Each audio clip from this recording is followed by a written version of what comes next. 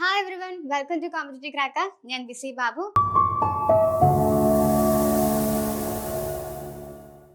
അപ്പോൾ നമ്മൾ ഇന്ന് വന്നിട്ടുള്ളത് LD ടൈപ്പിസ്റ്റ് എക്സാമിന് വേണ്ടിയിട്ട് തയ്യാറെടുക്കുന്നവർക്കുള്ള ഒരു IT ക്വസ്റ്റ്യൻസുമായിട്ടാണ്. ഓക്കെ, ഓൾറെഡി നമുക്കറിയാം സിലബസ് പ്രകാരം നമുക്ക് 40 മാർക്കാണ് ബേസിസ് ഓഫ് കമ്പ്യൂട്ടറിന്റെ ഭാഗത്ത് നിന്ന് വരാൻ പോകുന്നത്. അതായത് നമ്മുടെ എക്സൽ, മൈക്രോസോഫ്റ്റ്, അതുപോലെ തന്നെ പവർ പോയിന്റ് ഈ ഭാഗങ്ങളിൽ നിന്നും ചോദ്യങ്ങൾ വരാറുണ്ട്. ഓക്കെ, അപ്പൊ നമുക്ക് ഇതിൽ കാണാൻ സാധിക്കും ഇൻപുട്ടിന്റെ ഡിവൈസിൽ നിന്നും ഔട്ട്പുട്ട് ഡിവൈസിൽ നിന്നും ഹാർഡ്വെയർ, സോഫ്റ്റ്വെയർ, മെമ്മറി എന്നീ ഭാഗങ്ങളിൽ നിന്നായിരിക്കും അധികമായിട്ടും ചോദ്യങ്ങൾ ചോദിച്ചു വന്നിട്ടുള്ളത്.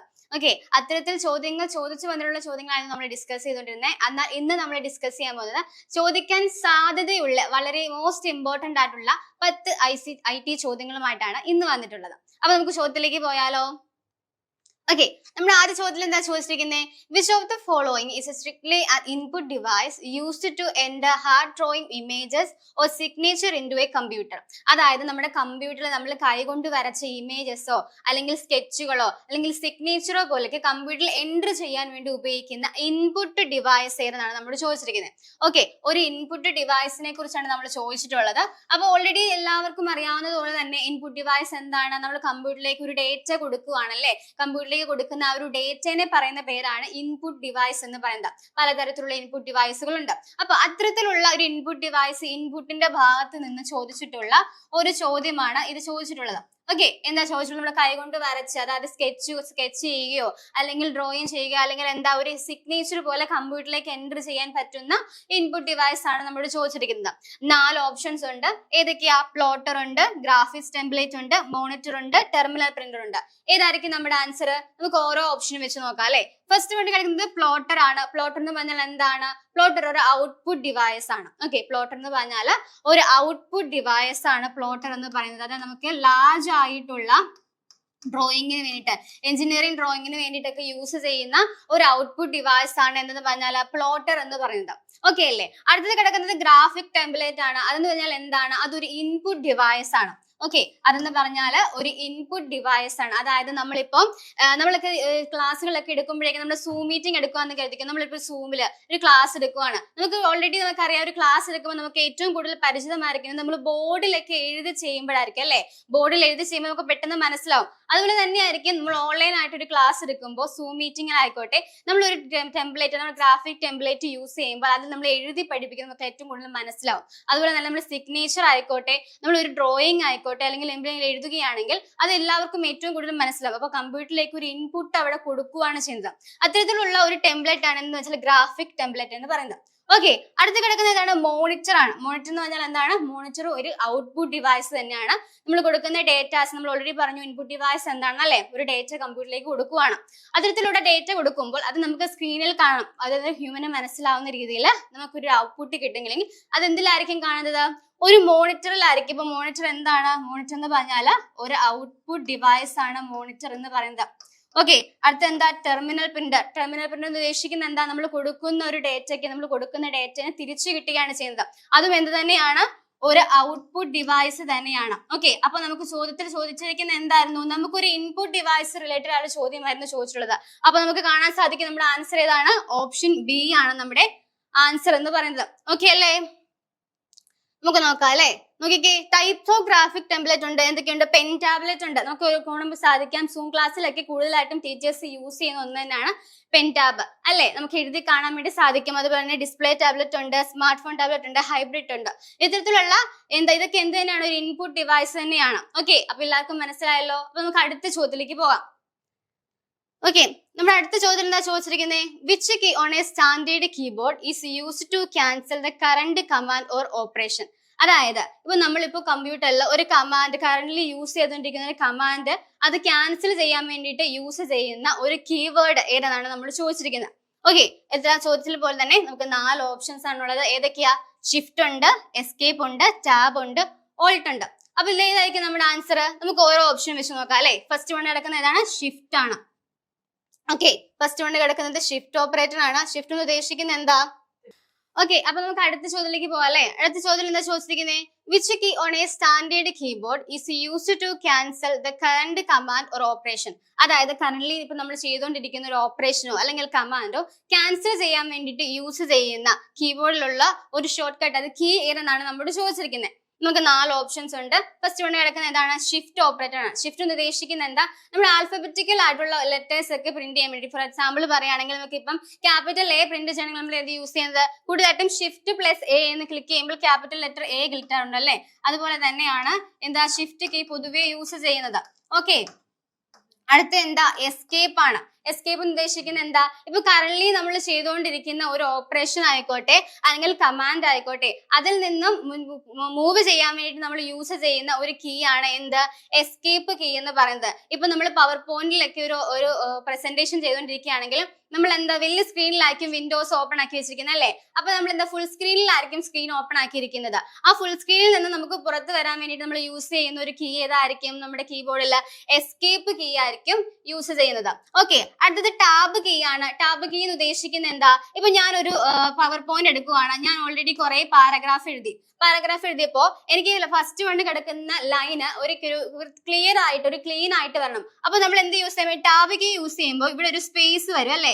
ഇവിടെ ഒരു സ്പേസ് വന്ന് ഇതിങ്ങോട്ട് മൂവ് ചെയ്യും. അങ്ങനെ ഒരു തരത്തിലുള്ള സ്പേസുകൾ യൂസ് ചെയ്യാൻ വേണ്ടി നമ്മൾ യൂസ് ചെയ്യുന്ന ഒരു കീ ആണ് എന്ത്? ടാബ് കീ എന്ന് പറയുന്നത്. ഓൾട്ട് കീ എന്താണ്? ഓൾട്ട് കീ നമുക്ക് പല കാര്യത്തിലും യൂസ് ചെയ്യാൻ പറ്റും. ഇതുപോലെ തന്നെ ഒരു കമാൻഡ് തന്നെയാണ് ഓൾട്ട് കീ എന്ന് പറയുന്നത്. അപ്പൊ നമുക്ക് ചോദ്യത്തിന് അനുസൃതമായിട്ടുള്ള ആൻസർ ഏതാണ്? നമ്മുടെ ആൻസർ എന്ന് പറഞ്ഞാൽ ഓപ്ഷൻ ബി ആണ് നമ്മുടെ ആൻസർ എന്ന് പറയുന്നത്. ഓക്കെ അല്ലേ? ഓക്കെ, അപ്പൊ നമുക്ക് അടുത്ത ചോദ്യത്തിലേക്ക് പോയാലോ? ഓക്കെ, നമുക്ക് ഇത് കാണാൻ സാധിക്കും. നമ്മൾ ഓൾറെഡി ആൻസർ എന്തായിരുന്നു? എസ്കേപ്പ് കീ ആയിരുന്നു. എസ്കേപ്പ് കീ എവിടെ കീബോർഡിൽ വരുന്നത്? ഇവിടെ ആണല്ലേ? റൈറ്റ് സൈഡിലാണ് വന്നിട്ടുള്ളത് എസ്കേപ്പ് കീ വരുന്നത്. അപ്പൊ അതിലായിരിക്കും നമുക്ക് ഒരു ഫുൾ സ്ക്രീൻ ആണെങ്കിൽ അതിൽ നിന്ന് മൂവ് ഓൺ ആകാൻ വേണ്ടി കീബോർഡിൽ യൂസ് ചെയ്യുന്ന ഒരു കീ എന്ന് പറഞ്ഞാൽ ഏതായിരിക്കും? എസ്കേപ്പ് കീ ആയിരിക്കും. ഓക്കെ, അപ്പൊ നമുക്ക് അടുത്ത ചോദ്യം നോക്കിക്കേ. ഇതിൽ എന്താ ചോദിച്ചിരിക്കുന്നത്? What type of device is A touch screen on A smart phone or ATM?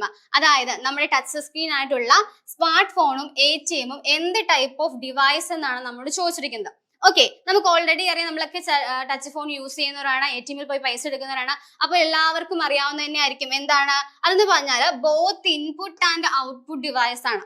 Okay, തെറ്റിപ്പോവരുത്. എന്ത് തന്നെയാണ്? Both input and output device ആണ്. ബിഗിനേഴ്സ് ഉണ്ടെങ്കിൽ ചിലപ്പോൾ തെറ്റിക്കുമായിരിക്കും. അതിങ്ങനെ രണ്ടും ഒരുമിച്ച് കിട്ടുമോ?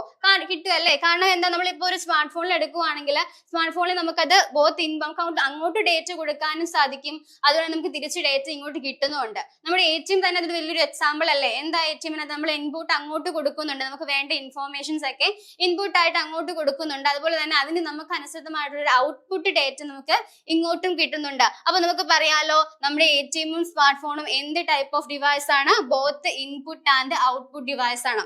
ഓക്കെ, ഇപ്പൊ ഇത്രയും ചോദ്യങ്ങൾ കണ്ടുവന്ന സ്ഥിതിക്ക് നമുക്ക് ഏകദേശം മനസ്സിലാവുന്നുണ്ടായിരിക്കും ഇൻപുട്ട് ആൻഡ് ഔട്ട്പുട്ട് ഡിവൈസിൽ നിന്നും അധികവും ചോദ്യങ്ങൾ ചോദിക്കാൻ സാധ്യതയുള്ള ഒരു മേഖല തന്നെയാണ്.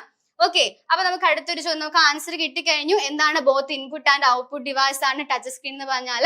Default function of the peripheral that acts as an input device and detecting and accepting user commands through the physical touch and output device by visually displaying the graphical interface. നമ്മൾ കൊടുക്കുന്ന എന്ത് ടൈപ്പ് ഓഫ് ഡേറ്റ ആണെങ്കിൽ പോലും അത് human മനസ്സിലാവുന്ന രീതിയിൽ എന്തായിരിക്കും? Output device ആയിട്ട് നമുക്ക് തിരിച്ചു കിട്ടുന്നുണ്ടായിരിക്കും. ഓക്കെ അല്ലേ? ഓക്കെ, അപ്പൊ നമുക്ക് അടുത്ത ചോദ്യത്തിലേക്ക് പോവാം. അടുത്ത ചോദ്യം എന്താ ചോദിച്ചിരിക്കുന്നത്?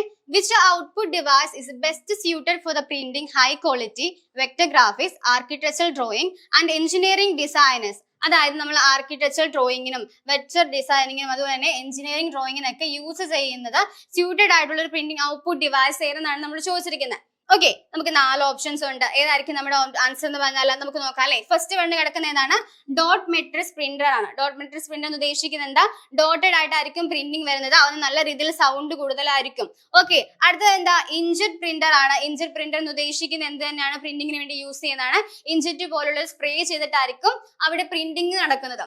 ഓക്കെ, അടുത്ത് കിടക്കുന്നത് പ്ലോട്ടർ ആണ്. പ്ലോട്ടർ എന്ന് ഉദ്ദേശിക്കുന്നത് എന്താണ്? പ്ലോട്ടർ എന്ന് പറഞ്ഞാൽ നമ്മുടെ ഹൈ ക്വാളിറ്റി ആയിട്ടുള്ള, അതായത് നമുക്ക് ഓൾറെഡി അറിയാൻ പറ്റും, ഫസ്റ്റ് ക്വസ്റ്റ്യൻ ഡിസ്കസ് ചെയ്തപ്പോൾ കൂട്ടത്തിൽ ഉണ്ടായിരുന്ന ഒരു ഓപ്ഷൻ ആണ് പ്ലോട്ടർ എന്ന് പറയുന്നത്.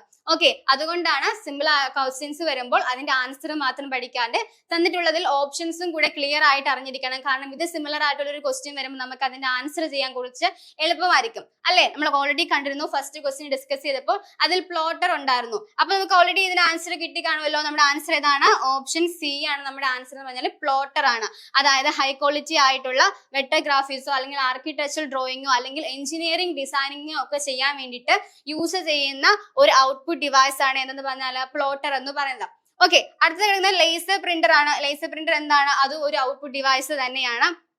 ഓക്കെ അല്ലേ? അപ്പൊ നമുക്ക് ഇതിന്റെ ആൻസർ കിട്ടിയല്ലോ. ഏതാണ് നമ്മുടെ ആൻസർ എന്ന് പറഞ്ഞാൽ ഓപ്ഷൻ സി ആണ് നമ്മുടെ ആൻസർ എന്ന് പറഞ്ഞാൽ. ആൻസർ നമുക്ക് ഇമേജിൽ കാണാൻ സാധിക്കും. ഇതാണ് ഒരു പ്ലോട്ടറിന്റെ എക്സാമ്പിൾ ആയിട്ടുള്ള ഇമേജ് എന്ന് പറഞ്ഞാൽ അങ്ങനെ ഹൈ ആയിട്ടുള്ള എഞ്ചിനീയറിംഗ് ഡ്രോയിങ്ങിനൊക്കെ കൂടുതലായിട്ടും യൂസ് ചെയ്യുന്നത് എന്ത് തന്നെയായിരിക്കും? പ്ലോട്ടർ ഡിവൈസ് തന്നെയായിരിക്കും. ഓക്കെ അല്ലേ? നമുക്ക് അടുത്ത ചോദ്യത്തിലേക്ക് പോകാം. ഓക്കെ, നമ്മുടെ അടുത്ത ചോദ്യം എന്താ ചോദിച്ചിരിക്കുന്നത്? What is the built-in antivirus and security solution provided in the modern Windows? അതായത് വിൻഡോസ് 9, 10ലും വിൻഡോസ് 11ലും നമ്മുടെ മോഡേൺ ആയിട്ടുള്ള രണ്ട് ഓപ്പറേറ്റിംഗ് വിൻഡോസ് ആണ്. എന്തെന്ന് പറഞ്ഞാൽ വിൻഡോ 10ഉം വിൻഡോ 11ഉം എന്ന് പറയുന്നത്. ഓക്കെ അല്ലേ? ചോദ്യത്തിൽ എന്താ ചോദിച്ചിരിക്കുന്നത്? What is the build-in antivirus? ഓർത്തിരിക്കണം, ഒരു വാക്കുണ്ട്, build-in antivirus and security solution provided in the modern Windows. അതായത് നമ്മുടെ മോഡേൺ വിൻഡോസ് ആയിട്ടുള്ള 10ലും 11ലും ബിൽഡ്-ഇൻ ആയിട്ട് ഇൻസ്റ്റാൾ ചെയ്യാതെ തന്നെ ബിൽഡ്-ഇൻ ആയിട്ട് ഇൻസ്റ്റാൾ ആയിട്ടുള്ള ആന്റിവൈറസ് സെക്യൂരിറ്റി സോഫ്റ്റ്വെയർ ഏതെന്നാണ് നമ്മൾ ചോദിച്ചിരിക്കുന്നത്. ഓക്കെ, അതിന് മുന്നേ നമുക്കൊരു വാക്ക് ഞാൻ പറഞ്ഞിരുന്നു, ഇമ്പോർട്ടന്റ് ആയിട്ട് ഓർത്തിരിക്കണം. എന്താ ബിൽഡ്-ഇൻ എന്ന് പറയുന്ന ഒരു വാക്ക്? എന്താ ബിൽഡ്-ഇൻ ഉദ്ദേശിക്കുന്നത്? നമ്മൾ ഇൻസ്റ്റാൾ ചെയ്യാതെ തന്നെ വിൻഡോസ് ഓൾറെഡി ഇൻസ്റ്റാൾ ആയപ്പോൾ തന്നെ ഓൾറെഡി വന്നിട്ടുണ്ടായിരുന്ന ഒരു സോഫ്റ്റ്വെയർ, ഒരു ആന്റിവൈറസ് സെക്യൂരിറ്റി സോഫ്റ്റ്വെയർ ഏതാണെന്നാണ് നമ്മൾ ചോദിച്ചിരിക്കുന്നത് അല്ലേ? അതായത് നമ്മൾ ഓൾറെഡി നമ്മളായിട്ട് സെപ്പറേറ്റ് ആയിട്ട് അതെന്താ ഇൻസ്റ്റാൾ ചെയ്യേണ്ട ആവശ്യമില്ല. വിൻഡോസ് ഇൻസ്റ്റാൾ ആകുമ്പോൾ തന്നെ കൂടെ ഉള്ള ഒരു സെക്യൂരിറ്റി ആന്റിവൈറസ് സെക്യൂരിറ്റി സോഫ്റ്റ്വെയർ ആണത്. ഓക്കെ, അപ്പൊ നമുക്ക് നോക്കാം ഏതായിരിക്കും അതെന്ന്. ഓക്കെ, നമുക്ക് 4 ഓപ്ഷൻസ് ഉണ്ട്. ഏതായിരിക്കും ആൻസർ? ഫസ്റ്റ് വൺ നടക്കുന്നത് വിൻഡോസ് ഡിഫൻഡർ ആണ്. എന്താ വിൻഡോസ് ഡിഫൻഡർ എന്ന് ഉദ്ദേശിക്കുന്നത്? വിൻഡോസ് ഡിഫൻഡർ എന്ന് ഉദ്ദേശിക്കുന്നത് നമ്മൾ ഓൾറെഡി ഇൻസ്റ്റാൾ ചെയ്യാതെ തന്നെ ഓട്ടോമാറ്റിക് ആയിട്ട് നമ്മുടെ കമ്പ്യൂട്ടറിലേക്ക് നമ്മുടെ കമ്പ്യൂട്ടറിലുള്ള ഡേറ്റാസിനെയൊക്കെ പ്രൊട്ടക്ട് ചെയ്യാൻ വേണ്ടിയിട്ട് ബിൽഡ്-ഇൻ ആയിട്ട് ഇൻസ്റ്റാൾ ആയിട്ട് സെപ്പറേറ്റ് ആയിട്ട് ഇൻസ്റ്റാൾ ആയി വരുന്ന ഒരു ആന്റിവൈറസ് സെക്യൂരിറ്റി സോഫ്റ്റ്വെയർ ആണ് എന്തെന്ന് പറഞ്ഞാൽ വിൻഡോസ് ഡിഫൻഡർ എന്ന് പറയുന്നത്. ഓക്കെ, അപ്പൊ ആൻസർ കിട്ടിയല്ലോ. വിൻഡോസ് ഡിഫൻഡറിനെ വിളിക്കുന്ന മറ്റൊരു പേരാണ് വിൻഡോസ് സെക്യൂരിറ്റി എന്നുള്ളത്. ഓക്കെ, ചിലപ്പോൾ ചോദ്യങ്ങൾ ഓപ്ഷനിൽ തിരിച്ചു വരാൻ സാധ്യതയുണ്ട്. വിൻഡോസ് ഡിഫൻഡർ എന്ന് പറയാം, വിൻഡോസ് സെക്യൂരിറ്റി എന്നായിരിക്കും വരാൻ പോകുന്നത്. ഓക്കെ, അപ്പോൾ ആ വാക്ക് ഓർത്തിരിക്കണം. വിൻഡോസ് ഡിഫൻഡറിന് പകരം വിൻഡോസ് സെക്യൂരിറ്റി എന്നായിരിക്കും ഓപ്ഷനിൽ വരാൻ സാധ്യതയുള്ളത്. ഓക്കെ, അപ്പൊ നമുക്കറിയാം വിൻഡോസ് നമ്മുടെ ഓപ്പറേറ്റിംഗ് സിസ്റ്റം ആയിട്ടുള്ളത് പുതിയതായിട്ട് പൊല്യൂഷൻ ചെയ്തിട്ടുള്ള നമ്മുടെ വിൻഡോസ് 10ലും വിൻഡോസ് 11ലും അറിയാതെ തന്നെ ബിൽഡ്-ഇൻ ആയിട്ട് വന്ന് ഇൻസ്റ്റാൾ ആയിട്ടുള്ള ഒരു ആന്റിവൈറസ് സെക്യൂരിറ്റി സോഫ്റ്റ്വെയർ ഏതായിരിക്കും? വിൻഡോസ് ഡിഫൻഡർ ആയിരിക്കും, അല്ലെങ്കിൽ വിൻഡോസ് സെക്യൂരിറ്റി ആയിരിക്കും. ഓക്കെ, അപ്പൊ നമുക്ക് നോക്കും ഈ 3 കാര്യങ്ങളും തന്നിട്ടുള്ള ബാക്കി ഓപ്ഷനും എന്ത് തന്നെയാണ്? ഒരു ആന്റിവൈറസ് തന്നെയാണ് അല്ലെ? തന്നിരിക്കുന്ന 3 കാര്യങ്ങളും എന്ത് തന്നെയാണ്? ഒരു ആന്റിവൈറസ് തന്നെയാണ്. പക്ഷെ എന്താ പ്രത്യേകത? അത് നമ്മളായിട്ട് ഇൻസ്റ്റാൾ ചെയ്യുന്ന ഒന്ന് തന്നെയാണ്. നമ്മുടെ സിസ്റ്റത്തിനെ സെക്യൂർ ആക്കാൻ വേണ്ടിയിട്ട് നമ്മൾ ഇൻസ്റ്റാൾ ചെയ്യുന്ന കാര്യങ്ങളാണ് ഇവ 3ഉം. പക്ഷെ നമ്മൾ അറിയാതെ തന്നെ ബിൽഡ്-ഇൻ ആയിട്ട് ഇൻസ്റ്റാൾ ആകുന്ന ഒരു ആന്റിവൈറസ് സോഫ്റ്റ്വെയർ സൊല്യൂഷൻ എന്തേ ഉള്ളൂ? വിൻഡോസ് ഡിഫൻഡർ മാത്രമുള്ളൂ. അഥവാ വിൻഡോസ് സെക്യൂരിറ്റി ആയിരിക്കും. ഓക്കെ അല്ലേ? അപ്പൊ നമുക്ക് അടുത്ത ചോദ്യം നോക്കിയാലോ. ഇത് ക്ലിയർ ആയല്ലോ? നമുക്ക് നോക്കാം. നോക്കിക്കേ, എന്താണ് വിൻഡോസ് ഡിഫൻഡർ? ഓൾറെഡി പറഞ്ഞു, വിൻഡോസ് ഡിഫൻഡർ അല്ലെങ്കിൽ വിൻഡോസ് സെക്യൂരിറ്റി എന്നായിരിക്കും പറയുന്നത്. A built in security software in Microsoft Windows that to protect a computer from എന്തിൽ നിന്നാ? വൈറസിൽ നിന്നും, മാൽവെയറിൽ നിന്നും, റാൻസോവെയറിൽ നിന്നും, അതുപോലെ സെക്യൂരിറ്റി ത്രെറ്റ്സ് ആണിത്. ഇപ്പൊ 3ഉം സെക്യൂരിറ്റി ത്രെറ്റ്സുകളാണ്. ഇതിൽ നിന്നും നമ്മളെ പ്രൊട്ടക്ട് ചെയ്യാൻ വേണ്ടി, കമ്പ്യൂട്ടറിലുള്ള ഡേറ്റാനെ പ്രൊട്ടക്ട് ചെയ്യാൻ വേണ്ടിയിട്ട് ബിൽഡ്-ഇൻ ആയിട്ട് ഇൻസ്റ്റാൾ ആയിട്ടുള്ള ഒന്നാണ് വിൻഡോസ് ഡിഫൻഡർ എന്നോ അല്ലെങ്കിൽ വിൻഡോസ് സെക്യൂരിറ്റി എന്ന് പറയുന്ന കാര്യം. ഓക്കെ, അപ്പൊ നമുക്ക് അടുത്ത ചോദ്യം നോക്കിയാലോ. ഓക്കെ, അപ്പൊ നമുക്ക് അടുത്ത ചോദ്യം നോക്കാം. നോക്കിക്കേ, എന്താ ചോദിച്ചിരിക്കുന്നത്? Which keyboard shortcut in Windows is used to open task manager directly? അതായത് ടാസ്ക് മാനേജർ ഡയറക്ട്ലി ഓപ്പൺ ആക്കാൻ വേണ്ടിയിട്ട് നമ്മുടെ കീബോർഡിൽ യൂസ് ചെയ്യുന്ന ഒരു ഷോർട്ട് കട്ട് മെത്തേഡ് എന്നാണ് നമ്മൾ ചോദിച്ചിരിക്കുന്നത്. ഇതൊക്കെ നമുക്ക് ഏറ്റവും കൂടുതൽ ഉപകാരപ്രദമായിട്ടുള്ള വളരെ ഇമ്പോർട്ടന്റ് ആയിട്ടുള്ള ഒരു ചോദ്യം തന്നെയാണ്. എന്തുകൊണ്ടാ? നമ്മളൊക്കെ അറിയാം, ഓൾറെഡി നമ്മൾക്ക് ലാപ്പ് യൂസ് ചെയ്യുന്നവരാണെങ്കിൽ ലാപ്ടോപ്പ് നമ്മൾ ഓപ്പൺ ആക്കുമ്പോൾ തന്നെ നമ്മുടെ പാസ്വേഡ് ഒക്കെ അടിച്ചു കഴിയുമ്പോൾ വിൻഡോസ് ചെറുതായിട്ട് ഹാങ് ആകുന്ന നിൽക്കും അല്ലേ? ഒന്നും ഓപ്പൺ ആകുന്നില്ല, നമ്മുടെ വിൻഡോസ് ബാറിൽ ഒന്നും കാണിക്കാണ്ട് വിൻഡോസ് ഇതായിട്ട് നിൽക്കും. അപ്പൊ അത്തരത്തിലുള്ള ഒരു കാര്യം വന്നു കഴിഞ്ഞാൽ നമ്മൾ എന്താണ് ചെയ്യേണ്ടതെന്ന് നമുക്കറിയാം. ഓൾറെഡി ടാസ്ക് മാനേജർ ഓപ്പൺ ആക്കിയാൽ മതി. പക്ഷെ എങ്ങനെ നമ്മുടെ ഒരു ഷോർട്ട് കട്ട് മെത്തേഡ് വഴി നമുക്ക് അത് എങ്ങനെ ഓപ്പൺ ആക്കാമെന്നാണ് നോക്കുന്നത്. ഓക്കെ, ഫസ്റ്റ് വണ് കിടക്കുന്ന ഏതാണ്? Ctrl+Alt+Delete. Ctrl+Alt+Delete ക്ലിക്ക് ചെയ്യുമ്പോൾ എന്താ സംഭവിക്കുന്നത്? Ctrl+Alt+Delete പ്രസ് ചെയ്യുമ്പോൾ നമുക്കൊരു റൺ ടാബ് ആയിരിക്കും ഇവിടെ ഓപ്പൺ ആകുന്നത്. ഓക്കെ, ഒരു റൺ ടാബ് ആയിരിക്കും അവിടെ ഓപ്പൺ ആയി വരുന്നത്. ആ റൺ ടാബ് ഓപ്പൺ ആയി വരുമ്പോൾ എന്താ സംഭവിക്കുന്നത്? അതുവഴി വേണമെങ്കിൽ നമുക്ക് ടാസ്ക് ബാർ മെനു നമുക്ക് ഓപ്പൺ ആക്കാൻ സാധിക്കും. പക്ഷെ അത് ഡയറക്ട്ലി ആവില്ല ഓപ്പൺ ആകുന്നത്. ഓക്കെ, എല്ലാവരും ചെയ്ത് നോക്കിയിട്ടുണ്ടാവും. Control alt plus delete click ചെയ്യുമ്പോൾ ഒരു 2 ടാബ് ഓപ്പൺ ആകും. അതിൽ നിന്നായിരിക്കും നമ്മളൊരു ടാസ്ക് ബാർ നമ്മുടെ ടാസ്ക് മാനേജറിനെ ചൂസ് ചെയ്ത് എടുക്കേണ്ടത്. പക്ഷെ ഇത് ഡയറക്ട്ലി ആണോ എടുക്കേണ്ടത്? അല്ല. ഓക്കെ, അപ്പൊ നമുക്ക് ആൻസർ ആയിട്ട് എടുക്കാൻ സാധിക്കില്ല. അടുത്ത ഓപ്ഷൻ എന്താ കിടന്നത്? Control plus shift plus escape. അതായത് നമ്മൾ control plus shift plus escape click ചെയ്യുമ്പോൾ എന്താ ഓപ്പൺ ആയി വരുന്നത്? ഒരു task bar, task manager. Okay, ഒരു ടാസ്ക് മാനേജർ ഡയറക്ട്ലി ഓപ്പൺ ആയി കിട്ടുകയാണ് ചെയ്യുന്നത്.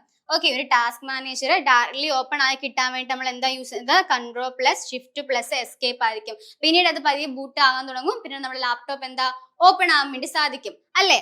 ഓക്കെ, അടുത്ത ഓപ്ഷൻ കിടക്കുന്നത് വിൻഡോ പ്ലസ് ആർ ആണ്. വിൻഡോ പ്ലസ് ആർ എന്തിനാ യൂസ് ചെയ്യുന്നത്?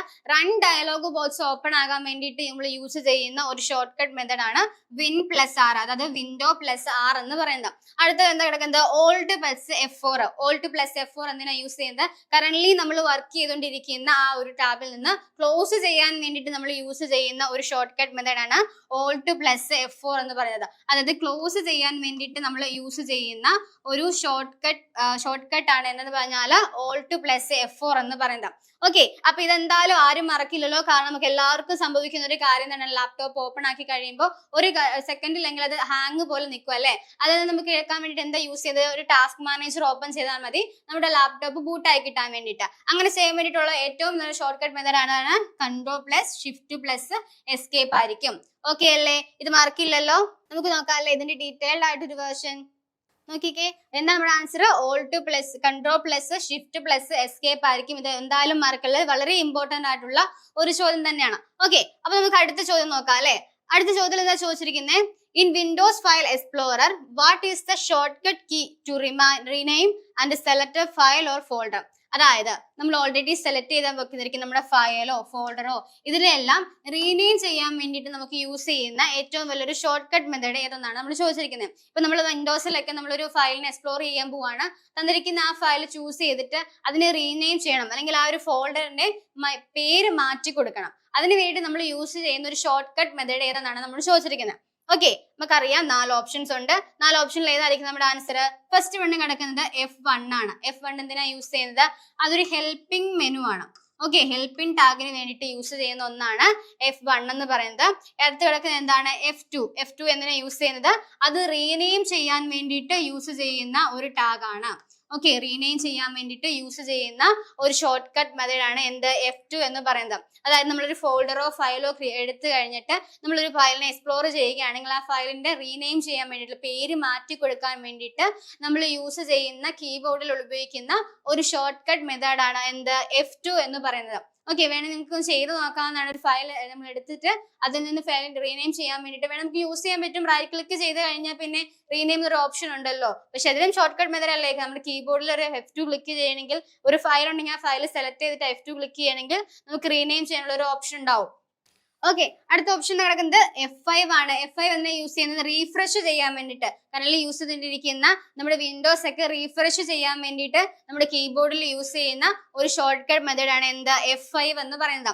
അടുത്ത കിടക്കുന്നത് എന്താ? F12 ആണ്. F12 എന്തിനാ യൂസ് ചെയ്തത്? സേവ് ആസ് ചെയ്യാൻ വേണ്ടിയിട്ടാണ്. നമ്മുടെ പവർ പോയിന്റിലൊക്കെ ഇപ്പൊ ഒരു ഡോക്യുമെന്റ് ചെയ്യുകയാണെങ്കിൽ അത് സേവ് ആസ് ചെയ്യാൻ വേണ്ടിയിട്ട് നമുക്ക് എന്ത് ചെയ്യാൻ പറ്റും? F12 എന്ന് പറയുന്ന ആ ഒരു ഷോർട്ട് കട്ട് മെത്തേഡ് യൂസ് ചെയ്താൽ മതി. ഓക്കെ, നമുക്ക് നമ്മുടെ ഫയല് സേവ് ആസ് എന്നൊരു ഓപ്ഷൻ നമുക്ക് ഉണ്ടാവും. പക്ഷെ അതിലും നമുക്ക് ഏറ്റവും നമുക്ക് എന്താ യൂസ് ചെയ്യുന്നത്? നമ്മളെല്ലാം എളുപ്പവഴി കണ്ടുപിടിക്കുന്നവരാണല്ലേ? എങ്ങനെ ഒരു ജോലി പെട്ടെന്ന് ചെയ്ത് തീർക്കാൻ വേണ്ടി നോക്കുന്നവരാ. അങ്ങനെ നോക്കുമ്പോൾ നമുക്കൊരു ഫയലിനെ സേവ് ആസ് ചെയ്യാൻ വേണ്ടി നമുക്ക് എന്ത് ചെയ്താൽ മതി? നമ്മുടെ കീബോർഡിലുള്ള ഈ ഒരു ഷോർട്ട് കട്ട് മെത്തേഡ് യൂസ് ചെയ്താൽ മതി. ഓക്കെ അല്ലേ? അപ്പൊ നമുക്ക് അടുത്ത ചോദ്യം നോക്കിയാലോ? ഓക്കെ, നമ്മുടെ അടുത്ത ചോദ്യം നോക്കിക്കേ. നമുക്ക് ഓൾറെഡി പറഞ്ഞ കാര്യമാണ്. F1 എന്ന് പറഞ്ഞാൽ ഓപ്പൺസ് ചെയ്യുന്നത് ഹെൽപ്പിന് വേണ്ടിയിട്ടായിരിക്കും. F2 എന്തിനാ? റീനെയിം ചെയ്യാനായിട്ട് ഒരു ഫയലിനോ ഫോൾഡറിനോ റീനെയിം ചെയ്യാൻ വേണ്ടിയിട്ട് നമ്മൾ യൂസ് ചെയ്യുന്ന ഒരു ഷോർട്ട് കട്ട് മെത്തേഡ് ആണ് F2 എന്ന് പറയുന്നത്. F5 എന്താ? കറന്റ് ആയിട്ടുള്ള ഒരു വിൻഡോനെ റീഫ്രഷ് ചെയ്യാൻ വേണ്ടിയിട്ട് യൂസ് ചെയ്യുന്ന ഒരു ഷോർട്ട് കട്ട് മെത്തേഡ്, നമ്മുടെ കീബോർഡിലുള്ള ഒരു ഷോർട്ട് കട്ട് മെത്തേഡ് ആണ് F5 എന്ന് പറഞ്ഞാൽ. അടുത്ത എന്താ? F12 ആണ്. F12 എന്തിനാ യൂസ് ചെയ്യുന്നത്? നമ്മൾ വർക്ക് ചെയ്തുകൊണ്ടിരിക്കുന്ന അല്ലെങ്കിൽ നമ്മൾ ഉപയോഗിച്ചുകൊണ്ടിരിക്കുന്ന നമ്മുടെ വേർഡോ ഡോക്യുമെന്റ്സോ ഒക്കെ സേവ് ആസ് ചെയ്യാൻ വേണ്ടിയിട്ട് നമ്മുടെ കീബോർഡിൽ യൂസ് ചെയ്യുന്ന ഒരു ഷോർട്ട് കട്ട് മെത്തേഡ് ആണ് എന്ത്? F12 എന്ന് പറയുന്നത്. ഓക്കെ അല്ലേ? ഇത് മറക്കില്ലല്ലോ. ഓക്കെ, നമുക്ക് അടുത്ത ചോദ്യം നോക്കാം. അടുത്ത ചോദ്യം എന്താ ചോദിച്ചിരിക്കുന്നത്? which modern USB connector type features a desirable design and support power delivery as well as a high speed data transfer. അതായത് ചോദ്യത്തിൽ എന്താ ചോദിച്ചിരിക്കുന്നത്, രണ്ട് ഭാഗത്തും കണക്ട് ചെയ്യാൻ വേണ്ടി സാധിക്കുന്ന ഒരു USB കണക്ടറിനെ കുറിച്ചാണ്. അതായത് വേഗത്തിൽ ഡേറ്റനെ ട്രാൻസ്ഫർ ചെയ്യാൻ പറ്റുന്നതും ചാർജിങ് കൂട്ടാൻ പറ്റുന്നതുമായിട്ടുള്ള ഒരു USB കണക്ടറിനെ കുറിച്ചാണ് ചോദിച്ചിരിക്കുന്നത്. അത് രണ്ട് ഭാഗത്തും കണക്ട് ചെയ്യാൻ വേണ്ടി ഒരേപോലെ തന്നെ രണ്ട് ഭാഗത്തും കണക്ട് ചെയ്യാൻ വേണ്ടി പറ്റുന്ന ഒരു USB കണക്ടറിനെ കുറിച്ചാണ് നമ്മൾ ചോദിച്ചിരിക്കുന്നത്. ഓക്കെ, നമുക്ക് നോക്കാം ഏതായിരിക്കും നമ്മുടെ ആൻസർ എന്ന്. ഫസ്റ്റ് വൺ കിടക്കുന്ന ഏതാണ്? USB ടൈപ്പ് എ ആണ്. USB ടൈപ്പ് എ എന്ന് ഉദ്ദേശിക്കുന്നത് എന്താണ്? അത് നമ്മൾ യൂസ് ചെയ്യുന്നത് ഒരു ഭാഗത്ത് മാത്രം കണക്ട് ചെയ്യാൻ വേണ്ടിയിട്ട്. ഇപ്പൊ നമ്മൾ യൂസ് ചെയ്യുന്ന നമ്മുടെ മൗസിലോ കീബോർഡിലോ ഒക്കെ നമ്മൾ കണക്ട് ചെയ്യാൻ വേണ്ടിയിട്ട് യൂസ് ചെയ്യുന്ന ഒരു ടാബാണ് എന്തെന്ന് പറഞ്ഞാൽ USB A എന്ന് പറഞ്ഞാൽ അത് ഒരു ഭാഗത്ത് മാത്രമേ കണക്ട് ചെയ്യാൻ വേണ്ടി പറ്റത്തുള്ളൂ. ഓക്കെ, അടുത്ത കിടക്കുന്നത് USB ടൈപ്പ് ബി ആണ്. അതെന്താണ്? നമ്മുടെ പ്രിന്ററിലും സ്കാനറിലും ഒക്കെ കണക്ട് ചെയ്യാൻ വേണ്ടിയിട്ട് യൂസ് ചെയ്യുന്ന ഒരു USB കണക്ടർ ആണ് USB ടൈപ്പ് ബി എന്ന് പറഞ്ഞാൽ. നമ്മുടെ പ്രിന്ററിലൊക്കെ കണക്ട് ചെയ്യാൻ വേണ്ടി മോസ്റ്റ്ലി പ്രിന്ററിലൊക്കെ കണക്ട് ചെയ്യാൻ വേണ്ടിയിട്ട് യൂസ് ചെയ്യുന്ന ഒരു USB കണക്ടർ ആണത്. ഓക്കെ, അതെന്താ ഒരു സ്ക്വയർ ഷേപ്പ് ആയിരിക്കും അതിന് വരുന്നുണ്ടാവുക. അടുത്തത് എന്താ കിടക്കുന്നത്? USB type C. അതായത് നമ്മുടെ ആൻസർ എന്ന് പറഞ്ഞാൽ ഇതാണ്, ഓപ്ഷൻ സി ആണ് നമ്മുടെ ആൻസർ എന്ന് പറഞ്ഞാൽ. ഇപ്പൊ നമ്മൾ മോഡേൺ ആയിട്ട് യൂസ് ചെയ്യുന്ന സ്മാർട്ട് ഫോണിലായിക്കോട്ടെ ടാബ്ലറ്റിലായിക്കോട്ടെ എല്ലാത്തിലും കണക്ട് ചെയ്യാൻ വേണ്ടിയിട്ട് നമ്മൾ യൂസ് ചെയ്യുന്ന ഒരു കണക്ടർ ആണ് എന്താ? USB ടൈപ്പ് സി എന്ന് പറയുന്ന ആ ഒരു ചാനൽ. രണ്ട് ഭാഗത്തും കണക്ട് ചെയ്യാൻ വേണ്ടിട്ടോ ഒരേ സ്പീഡിൽ തന്നെ നമുക്ക് പെട്ടെന്ന് ചാർജിങ് കൂട്ടും. അതുപോലെ തന്നെ എന്തായിരിക്കും? ഹൈ സ്പീഡ് ആയിട്ടുള്ള ഡാറ്റനെ ട്രാൻസ്ഫർ ചെയ്യാൻ വേണ്ടിയിട്ടും എളുപ്പമായിരിക്കും എന്ത് കണക്ട് ചെയ്യുമ്പോൾ USB ടൈപ്പ് സി യൂസ് ചെയ്യുമ്പോൾ. അടുത്ത എന്താ? Mini USB. അതൊരു ഓൾഡ് USB കണക്ഷൻ ആണ്. ഓക്കെ, ഓൾഡ് വേർഷൻ ആയിട്ടുള്ള USB കണക്ഷൻ ആണ്. ഓൾഡ് വേർഷനിലൊക്കെ കണക്ട് ചെയ്യാൻ വേണ്ടിയിട്ട് യൂസ് ചെയ്തിട്ടുണ്ടായിരുന്ന ഒരു ടൈപ്പാണ് മിനി USB എന്ന് പറയുന്നത്. ഓക്കെ, അപ്പൊ നമുക്ക് ആ 4 ഓപ്ഷൻസ് പഠിച്ചു. ഏതാണ് നമ്മുടെ ആൻസർ എന്ന് പറഞ്ഞാൽ ഓപ്ഷൻ സി ആണ് നമ്മുടെ ആൻസർ എന്ന് പറയുന്നത്. ഓക്കെ, നോക്കിക്കേ ഏതായിരിക്കും? USB ടൈപ്പ് എ എന്താണെന്ന് പറഞ്ഞത് ഒരു സ്റ്റാൻഡേർഡ് USB കണക്ടർ അല്ല അത്. കാരണം ഒരു ഭാഗത്ത് മാത്രമേ കണക്ട് ചെയ്യാൻ വേണ്ടി സാധിക്കുള്ളൂ. നമ്മുടെ മൗസിലും കീബോർഡിലും ഒക്കെ നമ്മൾ യൂസ് ചെയ്യുന്ന ഒരു USB ആയിരിക്കും എന്ത്? USB ടൈപ്പ് എ എന്ന് പറയുന്നത്. ഓക്കെ, അടുത്തത് USB ടൈപ്പ് ബി ആണ്. മെയിൻലി യൂസ് ചെയ്യുന്നത് എന്തിലായിരിക്കും? പ്രിന്ററിലും സ്കാനറിലും ഒക്കെ ആയിരിക്കും USB ടൈപ്പ് ബി യൂസ് ചെയ്യുന്നത്. ഒരു സ്ക്വയർ ഷേപ്പ് ആയിരിക്കും അതിന് വരുന്നുണ്ടാവുക. അടുത്തത് എന്താ? USB ടൈപ്പ് സി ആണ്. റിസർവിലി അതായത് രണ്ട് ഭാഗത്തും കണക്ട് ചെയ്യാൻ വേണ്ടി സാധിക്കുന്ന ഒരു USB കണക്ടർ ആണ് എന്ത്? USB ടൈപ്പ് സി എന്ന് പറഞ്ഞാൽ. പെട്ടെന്ന് ഫാസ്റ്റ് ആയിട്ട് ചാർജിങ് കൂട്ടാൻ വേണ്ടിയിട്ടും പെട്ടെന്ന് തന്നെ ഒരു ഡേറ്റാനെ ഡെലിവറി ചെയ്യാൻ വേണ്ടിയിട്ടും സാധിക്കുന്ന ഒരു കണക്ടർ ആണ് എന്ത്? USB ടൈപ്പ് സി എന്ന് പറയുന്നത്. അടുത്ത എന്താ? Mini USB. അതായത് ഓൾഡ് വേർഷനിലൊക്കെ സ്മോൾ ആയിട്ടുള്ള ഒരു USB കണക്ടർ ആണ്. പണ്ടത്തെ കാലത്തൊക്കെ നമ്മൾ കണക്ട് ചെയ്യാൻ വേണ്ടിയിട്ട് യൂസ് ചെയ്തുകൊണ്ടിരുന്ന ഒരു കണക്ടർ ആണ് എന്ത്? മിനി USB എന്ന് പറയുന്നത്. ഓക്കെ അല്ലേ? അപ്പൊ നമുക്ക് അടുത്ത ചോദ്യത്തിലേക്ക് പോകാം. ഓക്കെ, നമ്മുടെ അടുത്ത ചോദ്യം എന്താ ചോദിച്ചിരിക്കുന്നത്? How many bits does standard UTF-8 use to encode a basic ASCII character? അതായത് നമ്മുടെ ബേസിക് ആയിട്ടുള്ള നമ്മുടെ ആസ്കി ക്യാരക്ടറിനകത്ത് യൂസ് ചെയ്യുമ്പോൾ എൻകോഡിങ് ചെയ്യാൻ വേണ്ടിയിട്ട് എത്ര ബിറ്റ്സ് വേണമെന്നാണ് ചോദിച്ചിരിക്കുന്നത്. നമുക്ക് ഓൾറെഡി അറിയാം ആസ്കി എന്ന് വെച്ചാൽ എന്താണ്? American Standard Code for Information Interchange ആണ്. അപ്പൊ നമുക്കറിയാം 1 തൊട്ട് 0 തൊട്ട് 128 ആയിരിക്കും അതിന്റെ ബിറ്റ്സ് എന്ന് പറഞ്ഞാൽ. അപ്പൊ എത്ര ബിറ്റ്സ് ഉണ്ടെന്നാണ് നമ്മൾ ചോദിച്ചിരിക്കുന്നത്. ബൈറ്റ് അല്ല, എത്ര ബിറ്റ്സ് ഉണ്ടെന്നാണ് നമ്മൾ ചോദിച്ചിരിക്കുന്നത്. ആസ്കിൽ എന്തൊക്കെ ക്യാരക്ടേഴ്സ് ഉണ്ട്? ആൽഫബറ്റിക് ആയിട്ടുള്ള ക്യാരക്ടേഴ്സ് ഉണ്ട്, സ്മോൾ ലെറ്റേഴ്സ് ഉണ്ട്, അതുപോലെ നമ്പേഴ്സ് ഉണ്ട്, അതിന് സ്പെഷ്യൽ ആയിട്ടുള്ള ക്യാരക്ടേഴ്സും ഉണ്ടാവും. ഇത്തരത്തിലുള്ള ഇത്രയും ക്യാരക്ടേഴ്സ് ആയിരിക്കും നമ്മുടെ ആസ്കി എന്ന് പറയുന്ന എൻകോഡിംഗ് സിസ്റ്റത്തിനകത്തുള്ളത്. ഓക്കെ, അപ്പൊ അതിനകത്ത് എത്ര ബിറ്റ്സ് ഒരു ഡേറ്റ UTF-8 യൂസ് ചെയ്യുമ്പോൾ എത്ര ബിറ്റ്സ് വേണമെന്നാണ് നമ്മൾ ചോദിച്ചിരിക്കുന്നത്. എത്ര ബിറ്റ്സ് വേണമായിരിക്കും? നമുക്ക് 8 ബിറ്റ്സ് ആണ്. ഒരു ബൈറ്റ് വെച്ച് 8 ബിറ്റ്സ് ആണ് അതിന് വേണ്ടത്. ഓക്കെ, ഒരു ബൈറ്റ് വെച്ച് 8 ബിറ്റ്സ് ആയിരിക്കും അതിനാവശ്യമായിട്ട് വരുന്നുണ്ടാവുക. ഓക്കെ, നമുക്ക് നോക്കാം അല്ലേ? നോക്കിക്കേ, 8 ബിറ്റ്സ് ആണ് വരുന്നത്. Use to UTF encoding basic in ASCII. എത്രയുണ്ട്? 0 തൊട്ട് 127 ബിറ്റ്സ് വരെ ആയിരിക്കും അതിനകത്ത് വരുന്നുണ്ടാവുക. ഓക്കെ, 16 ബിറ്റ്സ് വരുമോ? 16 ബിറ്റ് വരില്ല, 32 ബിറ്റ്സും വരില്ല, 64 ബിറ്റ്സും വരില്ല. നമ്മുടെ ആൻസർ ഏതായിരിക്കും? 8 ബിറ്റ്സ് ആയിരിക്കും വരുന്നത്. 8 ബിറ്റ്സ് ഉദ്ദേശിക്കുന്നത് എന്താ? 1 ബൈറ്റിന് തുല്യമായിരിക്കും. 8 ബിറ്റ്സ് ഉദ്ദേശിക്കുന്നത് 1 ബൈറ്റിന് തുല്യമായിരിക്കും. നമ്മുടെ ആസ്കി ക്യാരക്ടറിൽ ഒരു ബിറ്റ്സിന് എത്ര ബിറ്റ്സ് വരുന്നുണ്ട് നോക്കുമ്പോൾ എത്ര ഉണ്ട്? 8 ബിറ്റുകൾ ഉണ്ടായിരിക്കും. ഓക്കെ അല്ലേ? അപ്പൊ നമുക്ക് മറക്കില്ലല്ലോ. ഓക്കെ, അപ്പൊ നമുക്ക് അടുത്ത ചോദ്യം നോക്കിയാലോ. അടുത്ത ചോദ്യത്തിൽ എന്താ ചോദിച്ചിരിക്കുന്നത്? ASCII standard coding system uses in how many bits into the basic standard form. അതായത് ഒരു ക്യാരക്ടർ നമുക്ക് ഓൾറെഡി നമ്മൾ ഒരു ക്വസ്റ്റ്യൻ കണ്ടിരുന്നു ആസ്കി റിലേറ്റഡ് ആയിട്ടുള്ള. അതിൽ നമ്മൾ പറഞ്ഞിരുന്നു ആസ്കിക്കകത്ത് എത്ര ഉണ്ട്? 128 ബിറ്റ്സ് ആണ് വരുന്നത്. അതായത് 8 ബിറ്റിന് 1 ബൈറ്റ് വീതം വരുന്നുണ്ടായിരുന്നു. അത് എന്തൊക്കെ ഉണ്ടായിരുന്നു? ആൽഫബറ്റിക് ആയിട്ടുള്ള എ തൊട്ടുണ്ടായിരുന്നു, സ്മോൾ ലെറ്റേഴ്സ് ഉണ്ടായിരുന്നു, നമ്പേഴ്സ് ഉണ്ടായിരുന്നു, സ്പെഷ്യൽ ആയിട്ടുള്ള ക്യാരക്ടേഴ്സ് ഉണ്ടായിരുന്നു. ഇത്രയും ക്യാരക്ടേഴ്സ് വരുമ്പോൾ നമുക്ക് എന്താ 128 ക്യാരക്ടേഴ്സ് ആയിരിക്കും വരുന്നത്. അതിൽ ഒരു ക്യാരക്ടറിനെ റെപ്രസെന്റ് ചെയ്യാൻ വേണ്ടിയിട്ട് എത്ര ബിറ്റ്സ് ഉണ്ടെന്നാണ് നമ്മൾ ചോദിക്കുന്നത്. എത്ര ബിറ്റ്സ് ഉണ്ടായിരിക്കും? അറിയാലേ, 7 ബിറ്റ്സ് ആയിരിക്കും വരുന്നുണ്ടാവുക. ഓക്കെ, ആദ്യം കണ്ട ചോദ്യവും ഇതും മാറിപ്പോവരുത്. ഇത് ചോദിച്ചിരിക്കുന്നത് ഒരു ക്യാരക്ടറിനെ ആസ്കിയിൽ തന്നിട്ടുള്ള ഒരു ക്യാരക്ടറിനെ റെപ്രസെന്റ് ചെയ്യാൻ വേണ്ടിയിട്ട് എത്ര ബിറ്റ്സ് വേണ്ടി വരുമെന്നാണ്. എത്ര ബിറ്റ്സ് ഉണ്ട്? 7 ബിറ്റ്സ് ആയിരിക്കും. 2⁻7 എന്ന് പറയുന്നത് ഏതായിരിക്കും? 128 ക്യാരക്ടേഴ്സ് ആയിരിക്കും അതിൽ വരുന്നുണ്ടാവുക. ഓക്കെ, അങ്ങനെ നോക്കുമ്പോൾ എത്രയുണ്ട്? 7 ബിറ്റ്സ് ആയിരിക്കും വരുന്നുണ്ടാക്കുക. അത് 0യിൽ സ്റ്റാർട്ട് ചെയ്യും. 0യിൽ സ്റ്റാർട്ട് ചെയ്തിട്ടായിരിക്കും വരുന്നുണ്ടാവുക. അപ്പൊ എത്രയായിരിക്കും? 7 ബിറ്റ്സ് ആയിരിക്കും ഒരു ക്യാരക്ടറിനെ ആസ്കിയിലുള്ള ഒരു ലെറ്ററിനെ അല്ലെങ്കിൽ ക്യാരക്ടറിനെ റെപ്രസെന്റ് ചെയ്യാൻ വേണ്ടിയിട്ട് എത്ര ബിറ്റ്സ് ഉണ്ടായിരിക്കും? 7 ബിറ്റ്സ് ആയിരിക്കും വരുന്നുണ്ടാവുക. ഓക്കെ, നമുക്ക് ഓൾറെഡി നമ്മൾ ഇത്രയും ചോദ്യങ്ങൾ കണ്ടു. നമുക്കറിയാം ഇൻപുട്ട് ഡിവൈസിൽ നിന്നും ഔട്ട്പുട്ട് ഡിവൈസിൽ നിന്നും കുറേ ചോദ്യങ്ങൾ ചോദിച്ചിട്ടുണ്ടായിരുന്നു. കുറേ അല്ല എങ്കിൽ പോലും ഏകദേശം ഒരു നല്ല രീതിയിൽ ചോദ്യങ്ങൾ ചോദിച്ചിട്ടുണ്ടായിരുന്നു. പിന്നീട് ആസ്കിയിലേക്ക് വന്നു. പിന്നെ നമ്മുടെ MS വേർഡ് റിലേറ്റഡ് ആയുള്ള ചോദ്യങ്ങൾ ചോദിച്ചിട്ടുണ്ടായിരുന്നു. ഇതെല്ലാം ചോദ്യങ്ങൾ കോർത്തിണക്കിയായിരിക്കും നമ്മൾ IT നിന്നും ബേസിക്കിന്റെ ഭാഗത്ത് നിന്നും ഇത്രയും ചോദ്യങ്ങളായിരിക്കും വരുന്നത്. 40 മാർക്കിനുള്ള ചോദ്യങ്ങളാണ്. ഈ 10 ചോദ്യങ്ങളും മോസ്റ്റ് ഇമ്പോർട്ടന്റ് ആയിട്ടുള്ള ചോദ്യങ്ങൾ തന്നെയാണ്. ഉറപ്പായും ചോദിക്കാൻ സാധ്യതയുള്ളതാണ്. അതിലൊന്നാണ് നമ്മൾ അറിഞ്ഞിരിക്കേണ്ട കാര്യമാണ്. എക്സാമിന് പഠിക്കേണ്ടത് മാത്രമല്ല നമ്മുടെ ലൈഫിലും നമുക്ക് യൂസ് ചെയ്യാൻ വരുന്ന ഒരു ക്വസ്റ്റ്യൻ ആണ് എന്ത്? Ctrl+Shift+Escape എന്ന് പറയുന്ന ആ ഒരു ഷോർട്ട് കട്ട് മെത്തേഡും. അതൊരിക്കലും മറക്കരുത്. നമുക്ക് എപ്പോഴും യൂസ് ചെയ്യാൻ പറ്റുന്ന ഒരു കാര്യം തന്നെയായിരിക്കും. ഓക്കെ, അപ്പൊ നമ്മൾ നോക്കുമ്പോൾ എല്ലാം പഠിച്ചു കഴിഞ്ഞു. നോക്കുമ്പോൾ നമുക്ക് എന്താ സാധിക്കും? നമ്മൾ കണ്ടു ആൻസർ ഏതായിരുന്നു? 8 ബിറ്റ്സ് ആണ് വരുന്നത്. 128 ക്യാരക്ടേഴ്സ് ആണ് ഒരു ക്യാരക്ടറിനെ ആസ്കിയിലുള്ള ഒരു ക്യാരക്ടറിനെ റെപ്രസെന്റ് ചെയ്യാൻ വേണ്ടിയിട്ട് നമുക്ക് 7 ബിറ്റ്സ് ആയിരിക്കും വേണ്ടി വരുന്നത്. 0യിൽ ആയിരിക്കും സ്റ്റാർട്ട് ചെയ്യുന്നത്. 2⁻7 ആയിരിക്കും വരുന്നത്. അപ്പൊ എങ്ങനെ ആയിരിക്കും? 128 ക്യാരക്ടേഴ്സ് ഉണ്ടെങ്കിൽ അതിൽ ഒരു ക്യാരക്ടറിനെ റെപ്രസെന്റ് ചെയ്യാൻ വേണ്ടിയിട്ട് സ്റ്റാൻഡേർഡ് ആയിട്ട് യൂസ് ചെയ്യുന്ന ആസ്കിയിൽ ഏതായിരിക്കും? 7 ബിറ്റ്സ് ആയിരിക്കും വരുന്നത്. ആസ്കിയിൽ നമ്മൾ മുമ്പ് കണ്ട ചോദ്യവും ഈ ഒരു ചോദ്യം മാറിപ്പോകരുത്. രണ്ടും വ്യത്യസ്തമാണ്. ഓക്കെ അല്ലേ? അപ്പൊ നമ്മൾ ഇത്രയും ചോദ്യങ്ങൾ പഠിച്ചു. എല്ലാവരും നന്നായിട്ട് തന്നെ പഠിക്കാൻ തന്നെ നോക്കുക. നമുക്ക് ഇതിന്റെ ഒരു ഭാഗത്തെത്തുമ്പോൾ നമുക്കറിയാം ഓൾറെഡി ഏത് കോച്ചിങ്ങിനാണെങ്കിൽ പോലും നമുക്കൊരു സ്റ്റക്കിങ് വരാൻ സാധ്യതയുണ്ട് അല്ലേ? അപ്പോൾ അതിൽ നിന്ന് നമുക്കിതേ നമ്മുടെ ടൈപ്പിസ്റ്റിന്റെ പുതിയ ബാച്ച് നമ്മുടെ CCയിൽ ഓപ്പൺ ആയിരിക്കുകയാണ്. ലൈവ് ക്ലാസ്സസിൽ, മെന്റർഷിപ്പ് ക്ലാസ്സുകൾ, അതുപോലെ തന്നെ നിങ്ങൾക്ക് റെക്കോർഡഡ് ക്ലാസ്സുകൾ, വീക്ക്ലി എക്സാംസ്, മോക്ക് ടെസ്റ്റുകൾ എല്ലാം നമുക്ക് ഇവിടെ അവൈലബിൾ ആയിരിക്കും. അപ്പൊ ഈ ഒരു ബാച്ചിലേക്ക് ജോയിൻ ചെയ്യാൻ താല്പര്യമുള്ളവർ ഇതിനെക്കുറിച്ച് കൂടുതലായിട്ട് ഇൻഫോർമേഷൻ അറിയാൻ വേണ്ടിയിട്ട് നമ്മുടെ മുകളിൽ കാണുന്ന സ്ക്രീനിൽ കാണുന്ന നമ്പറിലേക്ക് ഒന്ന് കോൺടാക്ട് ചെയ്യുക. ഓക്കെ, അതുപോലെ തന്നെ ഇത്തരത്തിലുള്ള IT ചോദ്യങ്ങൾക്ക് വേണ്ടിയിട്ട് നമ്മുടെ ചാനൽ സബ്സ്ക്രൈബ് ചെയ്യുക, ലൈക്ക് ചെയ്യുക. Bye friends.